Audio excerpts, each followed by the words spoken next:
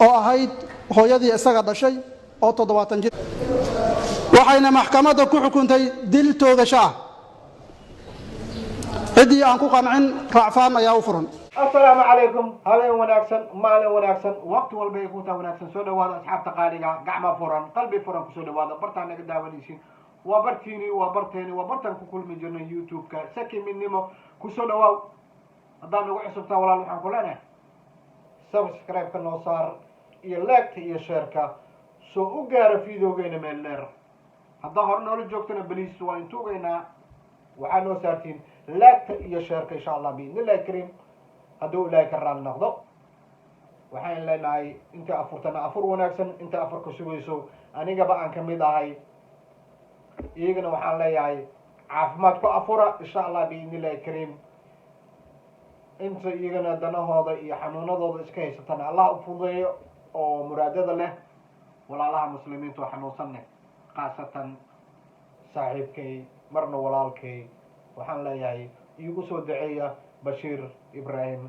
وأسيغنا لبدا ويك كجوري كورونا حقي سوحا نوصن إلهي وعافية وسود إن شاء الله بإذن الله الكريم وولان صاحب بدي كميده مسلمين تكميده ومدى الصومالية كميده الله عافية علينا ولا كاس حنوصن إن شاء الله أنت مسلمين وحنوصن إن شاء الله بإذن الله الكريم أو دعين إن شاء الله دولا يراد وحاويل وحن كان لي دولا هويو صومالية ولو دلي مقالة ران هذا مقالة بيدابو أو دلي ويل كذا ومعجزين كبريهان كنا نقول بدناي من وين عنق يرماهن وهو يسدلي سبحان الله العظيم أي الله نهاي بل نلا داودا مركز أنا قلت ويابنا الصومالي معجزين كان maxkamadda gobolka Baay ayaa maanta ku dhawaaqday dacwad iqaameed loo haystay eedeysanaha Mukhtaar Ibraahim Isaaq oo hooyadiisa Khayrto Shariif Xasan oo 70 sano jir ah dhawaan ku dilay magaalada Baydhabo ee xarunta ku meel gaarka maamulka Koonfur Galbeed. Kiiskan oo maxkamadda fadhi fara badan ay ka yeelatay ayaa fadhigii maanta waxaa goobjoog ahaa ehelada marxuumadda iyo sidoo kale eedeysanaha. Dhageysiga garsoorka maxkamadda iyo qareenka difaaciyay eedeysanaha kadib waxaana xukunka maxkamadda ku dhawaaqay Ahmed Sheekh Nuur Zaki garsooraha maxkamadda gobolka Baay ahna gudoomiyaha kiiskani. eedeysana Mukhtaar Ibraahim Isxaaq ana Khayrto Shariif Xasan 36 jir ah ku dhashay deegaan Baydhabo kaasoo xafiiska xeer ilaalinta dowlad goboleedka Koonfur Galbeed ku soo eedeeyeen dil bareer ah kaasoo gacantiisa ku dilay marxuumad Khayrto Shariif Xasan oo ahayd hooyadii isaga dhashay oo 70 jir ah maxkamaddu markay aragtay eedii xafiiska xeer ilaalinta ku soo eedeysay maxkamaddu markay aragtay xafiiska xeer ilaalinta eeduu ku soo eedeey kaasoo ah qodob 434 xeerka ciqaabta Soomaaliyeed maxkamaddu markay aragtay qiraalka eedeysanaha ka hor cadeeyay garsoorka hortiisa inuu gacantiisa ku dilay marxuumad Khayrto Shariif Xasan maxkamaddu markay aragtay aayadda 178 suuratul Baqara iyo 45 suuratul Maa'ida maxkamaddu markay aragtay cadeymaha iyo markhaatiyaasha la horkeenay mid midna ay u weydiisay marag furkooda waxayna maxkamaddu ka hor cadeeyeen in eedeysana Mukhtaar Ibraahim Isxaaq iyo hooyadiisa Khayrto Shariif Xasan uu muran dhexmaray isagoo dharbaaxyo wejiga kaga dhuftay kadibna madax dhagax kaga dhuftay isla bartaasna ay ku geeriyootay marxuumadda maxkamaddu markay aragtay dukumentiga iyo qiraalka eedeysanaha laga qoray sawirada iyo waraaqda cadeymaha dhimashada marxuumadda markay dhageysatay doodii u dhaxaysay dhinacyada xeer ilaalinta iyo qareenka difaaciya eedeysanaha sidaas daraaddeed maxkamadda waxaa u caddaatay dembiile gacan ku dhiigle Mukhtaar Ibraahim Isxaaq uu yahay dembiile galay dembiga lagu soo oogay waxayna maxkamadda ku subxaan allah hooyada gacantiisa waa gacantay ku soo qoodisay ay ku soo barbaarisay ee ku soo korisay ay xaqa ku lahayd ayuu ku dilay. xaalkaas xaal sahlan maaha,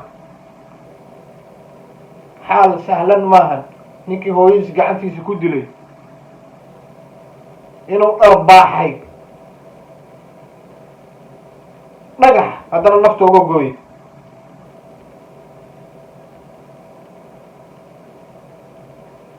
war kuwii hooyadood dhimatay ayaa maanta waxay leeyahan hooyadayo nool haddaan arki lahay nasiib laha lahay waa ka duca qaadan lahay. kii gacantiisa ku dila ka waran.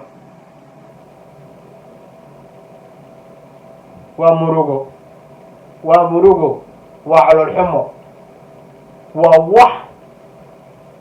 wax lagu tilmaamay aysan jirin. dhacdooyin xunxun ayaa soo noqdanaya. maxaa yeelay waxaa yaraatay ilaahay ka cabsigi, xaq daradiyaa badatay sidaan isleeyahay ani fikrad ahaanteeda. waa arkaysiin waa laba dhacdo oo isku siya. kii lagu dilay puntland aa wada ogeedeen hooyadiisa isigana dilay, waa kii labaad hadda oo lagu xakumay dil. waxaan leenahay maxkamadahaas dilka ku xakumay kolley gacantiisa waa in la dilaa. hala dilo dilkiisa weli hala dedejiyaan qabaa. kaasoo kaleeto inaan lahaynin oo lagu tusaale qaato kan xun wuxuu samayn lahay oo kale.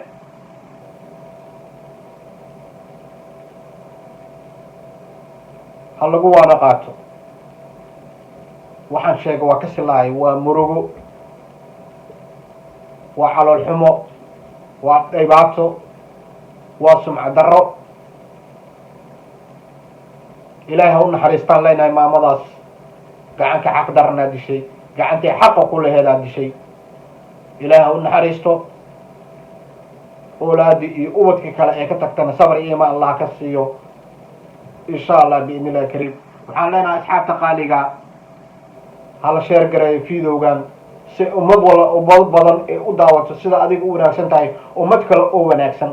asxaab qalo qaaliga kumanaanka kale oo nagu xiran sii sheer gareeyo, leegta saara si asxaab badan u gaarto sida adiga u wanaagsan tahay asxaab kale wanaagsan inuu gaaro insha allah biidni illahi kariim. fiidowgeena hala sii sheer gareeyo leegta. haddaan nagu cusubtana waxaa ku leenahay subscribe-ka noo saar insha allah, gambaleelkana furo saan fiidow walba aan usoo gelino oo kugu soo dhaco insha allah biidni illahi kariim hadduu ilahi karaa naqdo. waxaan leenahay haddaa afurtane caafimaad allah ku siiyo, hadduu afur ku dhimeene caafimaad ku afur insha allah biidni illahi kariim hadduu ilahi karaa naqdo. intaan fiidowgan fiidow lamid aan ku kulmayno insha allah. mac salaamo iyo ramadaan wanaagsan insha allah biidni illahi kariim. hala wada duceeyo muslimiinta inta xanuunsan iyo inta caafimaad qabtaba insha allah, iyo dalkeenaba abaaraha iyo colaadaaba looga duceeyo insha allah. asxaabta qaaliga waa ku mahadsantihiin daawashadiina iyo dhiirigelintiina, waa iga mahad celinayna.